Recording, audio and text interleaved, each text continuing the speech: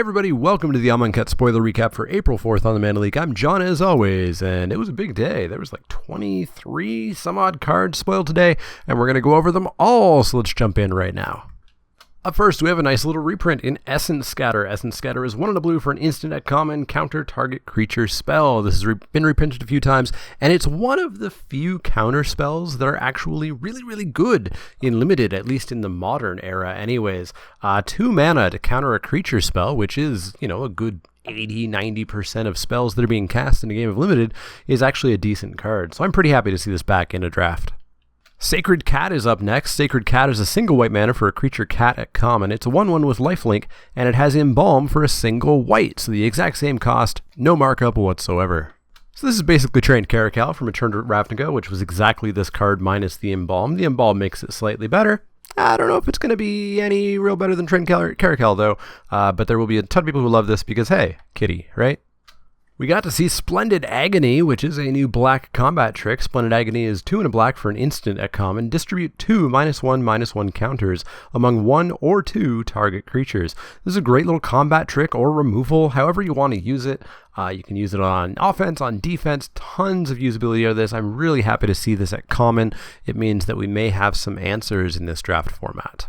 Beyond that, -1/-1 counters seem to be a bit of a thing, so you could maybe even use it on your own guys, maybe, but odds are you're throwing this on your opponent's creatures. We have another crop creature, but it's not on-crop, it's Taw Crop. We have Taw Crop Elite. Taw Crop Elite is 3 and a white for a creature bird warrior at common. It's a 2/2 with flying, and you may exert Taw Crop Elite as it attacks. When you do, creatures you control get +1/+1 until end of turn. This seems very similar to Dawnfeather Eagle. It's probably going to be a pretty solid limited common and an absolute all-star in a blue-white flyers deck. Really cool little common. Looks like there is some good stuff here. Moving on to blue, we've got Scribe of the Mindful. Scribe of the Mindful is 2 and a blue for a creature human cleric at common. It's 2/2. You can pay 1, tap it, and sacrifice it to return target instant or sorcery card from your graveyard to your hand. Now this sounds really good. I will pay, 1 mana and a creature that I paid 3 mana for, slightly more than the vanilla test for a 2/2, to get my removal back. That seems fantastic. My one concern, and we'll see that there's some more green busted stuff, my one concern is that you're not going to have time to dirtle because of this green stuff that exists, but boy do I hope you can dirtle, and I hope that this is part of it. A nice blue-black controlling deck where you can, recur your removal and counters. Oh, sounds awesome. I hope it exists, and Scribe will be a great common for it.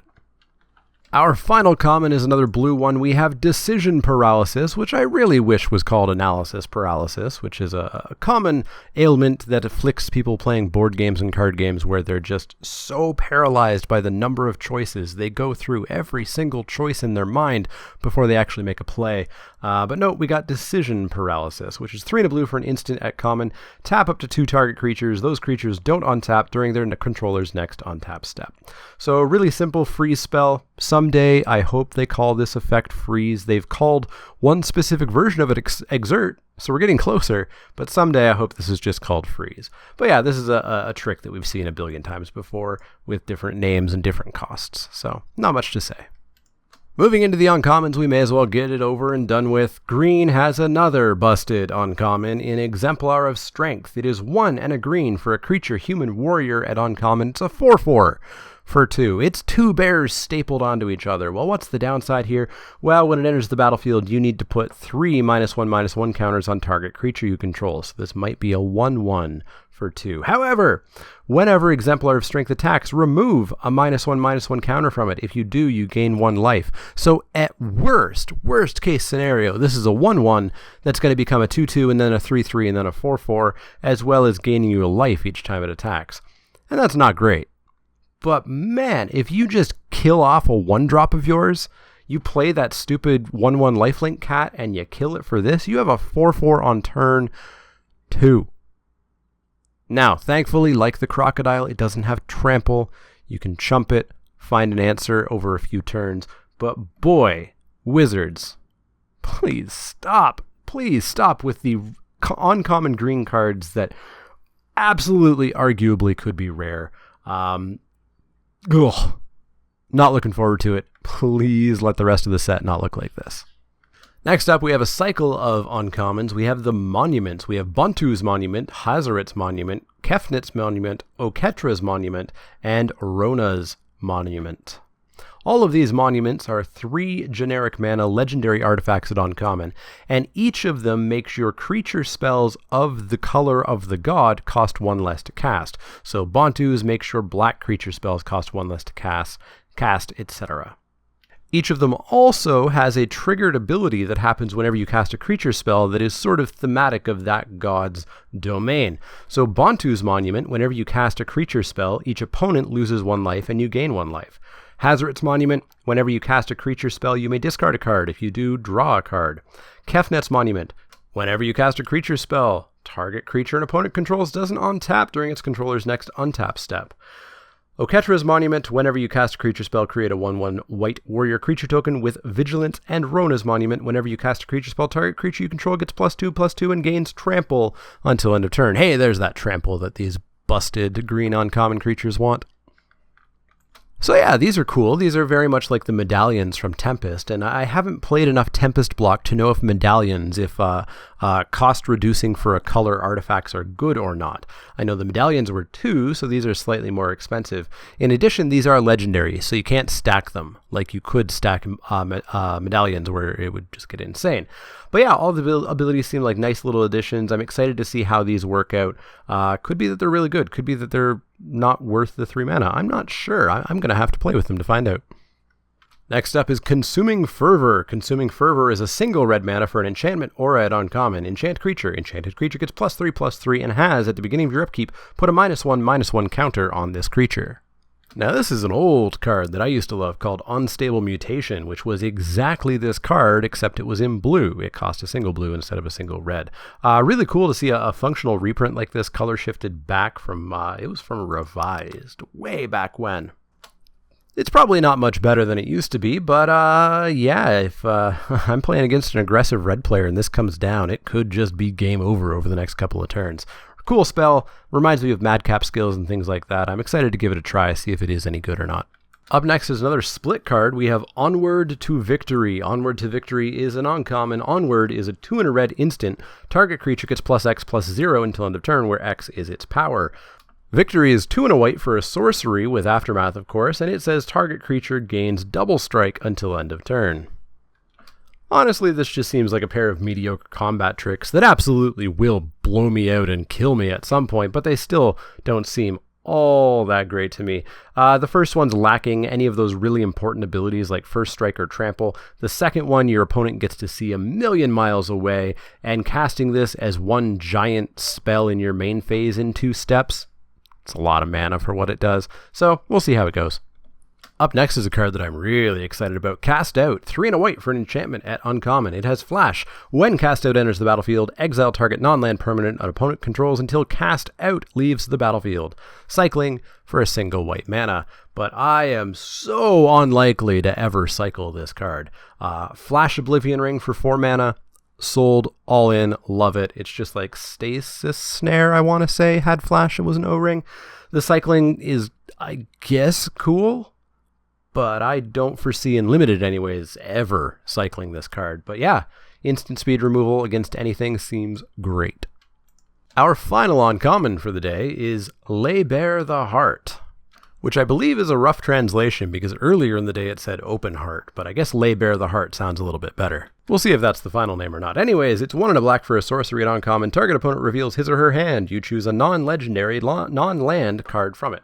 That player discards that card. This is the usual Thoughtseize, Despise, etc. type effect for the set. Doesn't have cycling on it, which is strange. Usually they, brand these spells in some way like they did with the Threaten effect, but not here. Oh well, still unlikely to ever really play it. We got some rares today, of course, including a gold legendary named Temet, Vizier of Noctamoon. Temet is a white-blue legendary creature, human cleric at rare, and it's a 2/2. At the beginning of combat on your turn, target creature token you control gets +1/+1 until end of turn and can't be blocked this turn. Embalm for 3 white-blue.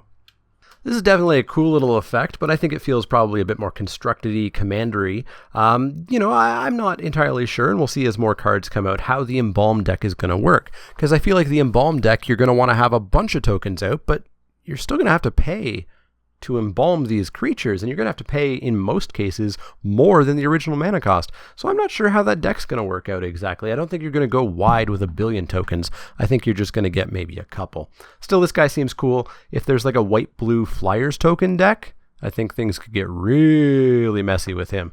But yeah, I'll keep an eye on this guy for sure. Let's go back to green, but thankfully at rare. Channeler Initiate. Channeler Initiate is a 1 and a green for a 3/4, so another ridiculously big bear. It's a creature human druid at rare, and it also deals with -1/-1 counters. When Channeler Initiate enters the battlefield, put 3 -1/-1 counters on target creature you control. Tap and remove a -1/-1 counter from Channeler Initiate. Add 1 mana of any color to your mana pool. This just seems fantastic, and again, stupidly busted getting like a 3/4 on turn 2. I guess that's slightly better than a 4/4 on turn 2.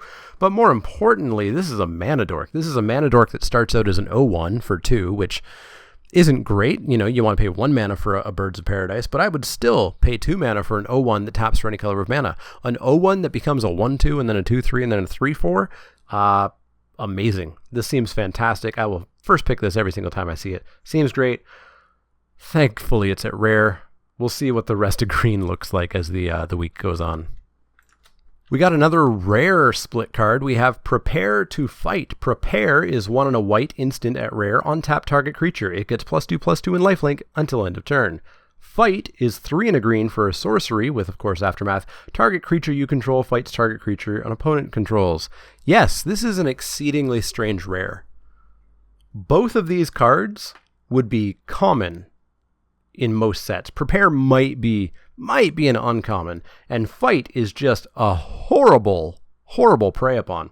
So yes, it's kind of strange from a sort of power level reason for this being rare, but frankly, if this card was at uncommon in the set, green-white would just be an utter demolishing color pair. There's no way you could compete against this, because casting this as 4 white-green, untap a creature, give it +2/+2 lifelink, fight a creature, gain a bunch of life, attack with that creature, gain a bunch more life, would be game ending.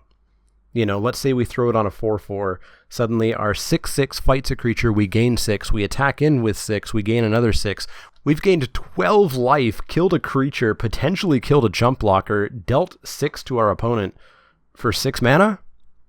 That has to be rare. It has to.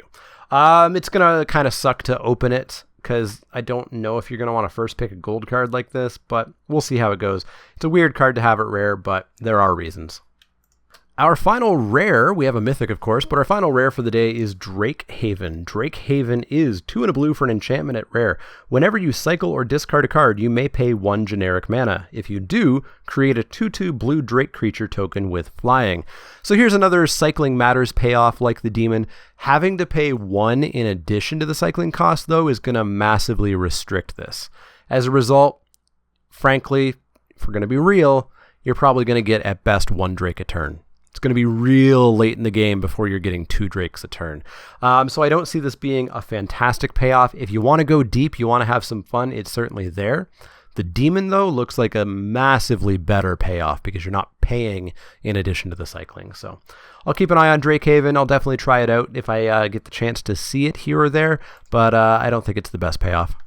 And finally, another day, another god. We have Kefnet the Mindful. This is the blue god. Kefnet is 2 and a blue for a legendary creature god at Mythic. It's a 5/5. It has flying, indestructible, and Kefnet the Mindful can't attack or block unless you have 7 or more cards in your hand. Pay 3 and a blue, draw a card. You may return a land you control to its owner's hand. Asking you to have 7 or more cards in your hand is quite a bit to ask for, but at least the 3 in the blue draws a card, which is awesome, plus gets you a land back to your hand, which ups your account as well. Seems totally fine. And then you've got a flying 5/5 indestructible. Seems real good. There's no way I'm never going to first pick this. I'm always going to play it. I don't know how readily it's going to be online, though. You are going to have to put in some serious work and slightly handicap yourself to make sure that this guy's online. Guy? Girl? I don't know Kefnet's gender. their true power is really going to rely on how likely it is that you can have a fistful of cards. So keep an eye on it. Looks fantastic, looks fun. Very excited by these gods. I think they look very cool. And I've got my predictions for the remaining ones. The black one will care about a certain number of cards in your graveyard. The green one will care about the combined power of your other creatures. And the white one will care about the number of creatures you have. Those are my predictions. We'll see if they pan out or not.